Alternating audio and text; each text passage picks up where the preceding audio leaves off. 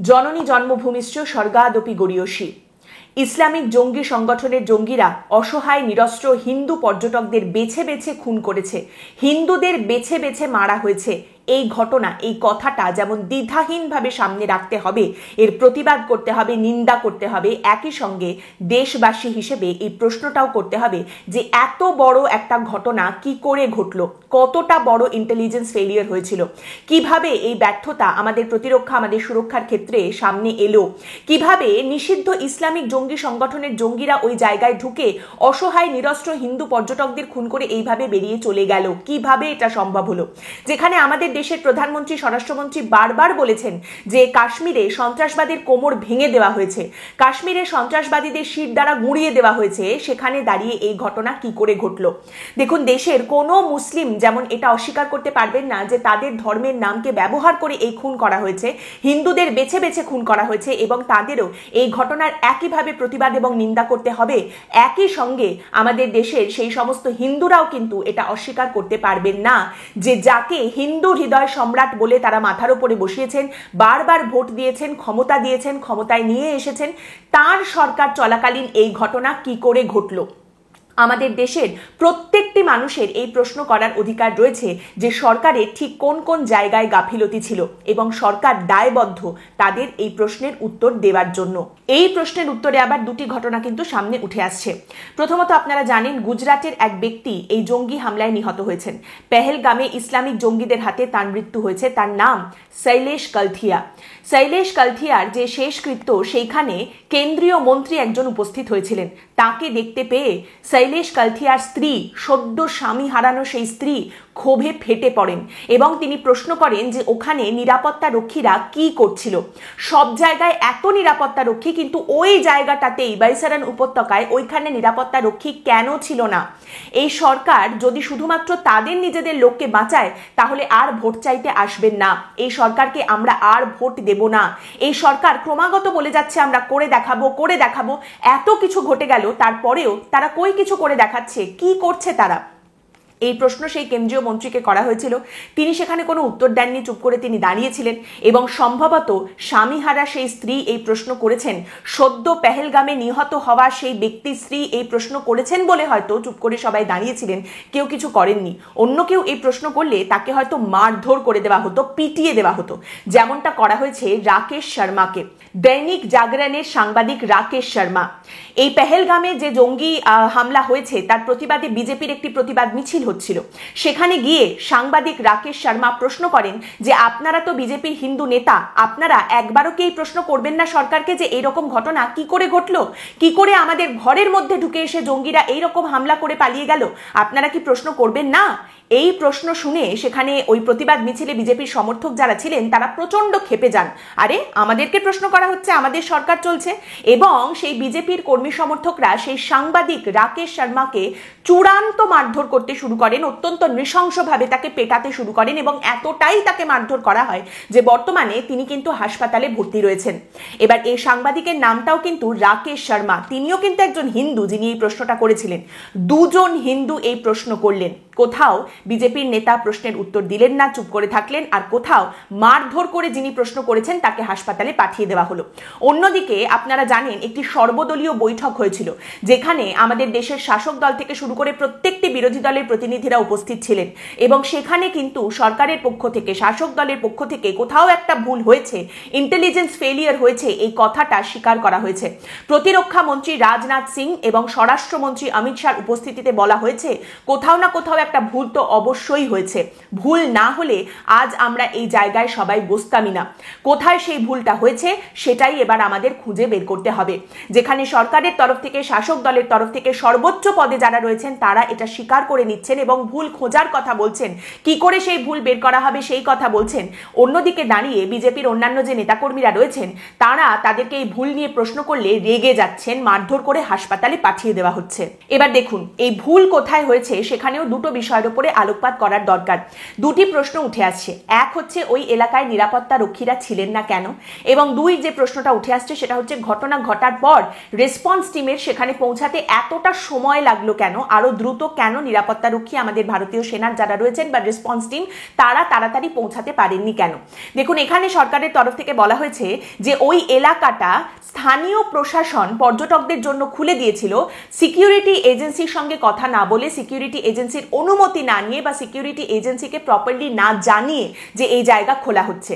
সেই কারণেই ওখানে নিরাপত্তা কর্মীরা ছিলেন না, নিরাপত্তা রক্ষীরা ছিলেন না, ইন্ডিয়ান আর্মির সেনাদের সেই কারণেই ওখানে দেখতে পাওয়া যায়নি।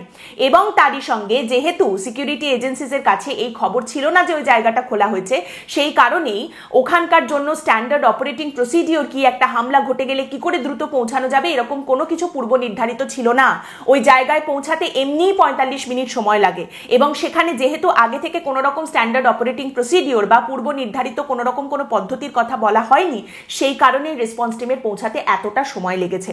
দেখুন, এই বিষয় দুটোর উপরে আলোকপাত করার পরেও যে প্রশ্ন থেকে যায় সেটা হচ্ছে, প্রথমত সিকিউরিটি এজেন্সিজের কাছে যদি খবর না গিয়ে থাকে যে এই জায়গা পর্যটকদের জন্য স্থানীয় প্রশাসন খুলে দিয়েছে, তারপরেও তারা নিজে থেকে এটা জানতে পারেননি কেন, নিজে থেকে তারা এটা ডিটেক্ট করতে, স্পট করতে, চিহ্নিত করতে পারেননি কেন যে এই জায়গাটা খুলে দেওয়া হয়েছে। এটা তো অন্য সরকারি দপ্তরের মতো নয় যে না জানালে জানা যাবে না। এটা কাশ্মীরের কথা বলা হচ্ছে, আমাদের সৈন্যবাহিনীর কথা বলা হচ্ছে, আমাদের নিরাপত্তা প্রতিরক্ষার সঙ্গে যুক্ত ব্যবস্থার কথা বলা হচ্ছে। এবং তারই সঙ্গে এই এলাকা কাশ্মীর, যেখানে স্বাধীনতার পর থেকে আমরা দেখে এসেছি কি পরিস্থিতি, অত্যন্ত সেন্সিটিভ একটা জায়গা, সেখানে এই রকম একটা ল্যাপস ঘটলো আর তারপর এত বড় একটা ঘটনা ঘটে গেল। এত বড় একটা ঘটনা ঘটার পর শুধুমাত্র আমরা জানতে পারিনি তাই ওই জায়গাটাতে নিরাপত্তা রক্ষী ছিলেন না, শুধুমাত্র আমাদের জানানো হয়নি তাই ব্যবস্থা নেওয়া যায়নি, এইটুকু যুক্তিসঙ্গত মনে হয়? মানে এত বড় একটা ঘটনা ঘটে যাওয়ার পর মনে হয় যে আমাদের প্রতিরক্ষা, নিরাপত্তা, কাশ্মীর, জঙ্গি, ইন্ডিয়ান আর্মির সঙ্গে যুক্ত যে জায়গা, এত বড় গুরুত্বপূর্ণ যে জায়গা, সেখানে এইটা কি যুক্তিসঙ্গত একটা কারণ হতে পারে? এই ল্যাপস কেন হবে? তবে এখানেই বলা দরকার যে সর্বদলীয় বৈঠক যেটি হয়েছে, শাসক দলের সঙ্গে সঙ্গে দেশের প্রত্যেকটি বিরোধী রাজনৈতিক দলের প্রতিনিধিরা উপস্থিত থেকে যে বৈঠক করেছেন, সেখানে কিন্তু বিরোধীরা সকলে একজোট হয়ে সরকারের পাশে থাকার বার্তা দিয়েছেন যে সরকার এরপর যা পদক্ষেপ নেবে, যেভাবে এর কড়া উত্তর দেওয়া হবে, সরকার যেটা ভালো মনে করবে, যে পদক্ষেপ তারা নিতে চাইবে, সেই পদক্ষেপে ভারতের প্রত্যেকটি মানুষের সঙ্গে প্রতিটি বিরোধী রাজনৈতিক দলও ভারত সরকারের পাশে সর্বতোভাবে রয়েছে। ভারত সরকারের প্রত্যেকটি পদক্ষেপকে তারা সমর্থন করবে, এই বিষয়ে যা পদক্ষেপ সরকার নিতে চাইবে। কিন্তু তারই সঙ্গে বলতে হয়, পশ্চিমবঙ্গে এই মুহূর্তে আমরা এক আলাদাই বিভৎসতা দেখতে পাচ্ছি। তবে শুধু পশ্চিমবঙ্গ বলা ঠিক নয়। আপনারা জানেন পেহেলগামে এই ইসলামী জঙ্গি সংগঠনের হামলায় হিন্দু পরিবারের যে সমস্ত সদস্যরা প্রাণ দিয়েছেন, যারা নিহত হয়েছেন, তাদের পরিবারের ওপরে আরও দুটো খাড়া নেমে এসেছে। এক হচ্ছে সমাজ মাধ্যম, আরেক হচ্ছে সংবাদ মাধ্যম। এই ধরনের কোনো মৃত্যু, এই দুঃখ, এগুলোকে ব্যবহার করে টিআরপি বাড়ানো কিংবা এগুলোকে ব্যবহার করে রাজনৈতিক ফায়দা তোলা, এগুলো কোনো নতুন বিষয় নয়। এগুলো সম্পর্কে আপনারা সকলেই ওয়াকিবহাল। কোথাও কোনো নিহতের পরিবারকে হাতজোড় করে বলতে হচ্ছে যে আমাদেরকে আর খোরাক করবেন না আপনারা, আর আমরা সংবাদ মাধ্যমের সাথে কথা বলতে চাই না। আবার কোথাও অন্য চিত্র দেখতে পাওয়া যাচ্ছে। পশ্চিমবঙ্গের কথা যদি বলতে হয়, আপনারা জানেন পেহেলগামে বিতান অধিকারী তিনি নিহত হয়েছেন। বিতান অধিকারীর স্ত্রী পুত্র তারা কলকাতায় ফিরে আসার পর অদ্ভুত একটি চিত্র সামনে উঠে আসে। আমি এখানে দুটো ছবি আপনাদের দেখাচ্ছি। একদিকে বিতান অধিকারীর শিশুপুত্র, সে কার কোলে? বিরোধী দলনেতা বিজেপির বিধায়ক শুভেন্দু অধিকারীর কোলে। আরেকদিকে তৃণমূল কংগ্রেসের নেতা, আমাদের রাজ্যের মন্ত্রী অরূপ বিশ্বাসের কোলে। দুজনেই তাকে কোলে তুলে নিয়েছেন, দুজনেই তার অভিভাবক হতে চাইছেন। যদিও এখানে বলে রাখা উচিত যে বিতান অধিকারীর স্ত্রী কিন্তু তার স্বামী বিজেপির প্রতি কতটা অনুরাগ ছিল সে সম্পর্কে কিছু কথা উল্লেখ করেছেন। কিন্তু এই শিশুটি যে সদ্য তার বাবাকে হারিয়েছে, আর কোনো দিন সে তার বাবাকে দেখতে পাবে না, যে শিশুটি হয়তো সঠিকভাবে বুঝতেও পারছে না যে তার সঙ্গে কি ঘটে গেল, তার জীবনে এটা কি হয়ে গেল, তাকে কোলে তুলে নিয়েছেন দুই রাজনৈতিক নেতা। সেই শিশুটিকে কোলে তুলে নিয়েছেন নাকি রাজনৈতিক ফায়দা, এদেরকে ব্যবহার করে যে রাজনৈতিক ফায়দা তোলা যাবে সেটাকে কোলে তুলে নিয়েছেন? এই প্রশ্ন কিন্তু থেকেই যাচ্ছে, এবং এই প্রশ্ন বহু দিনের। পশ্চিমবঙ্গে আমরা দেখেছি রাজনীতির মঞ্চে প্রতিটি লাশকে ব্যবহার করা হয়েছে। যে কোনো ধর্মের, যে কোনো মানুষ, যে কোনো বয়সের হতে পারেন, যিনি মারা গেছেন তার মৃতদেহকে ব্যবহার করে কোনো না কোনো রাজনৈতিক দল অবশ্যই করে ময়দানে নেমে পড়েছে, এবং এই লাশের রাজনীতি পশ্চিমবঙ্গে নতুন কোনো বিষয় নয়। আপনাকেও আলাদা করে এটা বোঝানোর কোনো দরকার নেই, এখানেও সেই বিষয়টা শুরু হয়ে গেছে।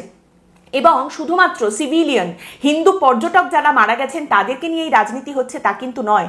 ভারতীয় সেনা যিনি শহীদ হয়েছেন, আপনারা জানেন উধমপুরে জঙ্গিদের গুলিতে শহীদ হয়েছেন ভারতীয় সেনা বীর শহীদ শ্রদ্ধেয় শহীদ ঝন্টু আলী শেখ, তাকে নিয়েও কিন্তু রাজনীতি শুরু হয়ে গেছে।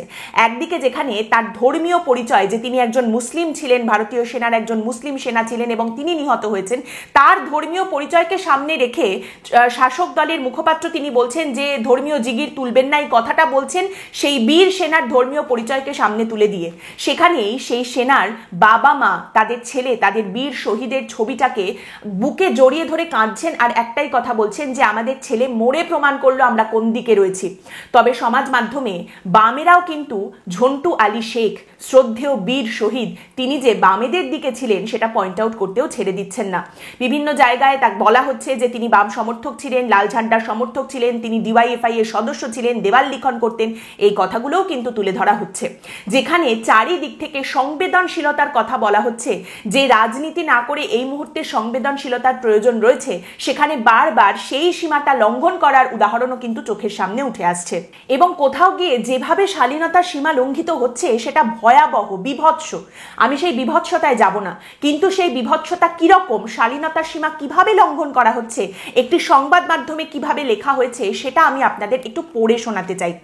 সেখানে বলা হচ্ছে কাশ্মীরের পেহেলগামে সন্ত্রাসবাদী হামলায় নিহত হয়েছেন বাংলার যারা, তাদেরকে তাদের কফিনবন্দি দেহ শহরে সন্ধ্যায় এসে পৌঁছানোর পর হুড়োহুড়ি পড়ে গেল শাসক দলের মন্ত্রী, পুর প্রতিনিধি এবং বিরোধী দলনেতা বিধায়কদের।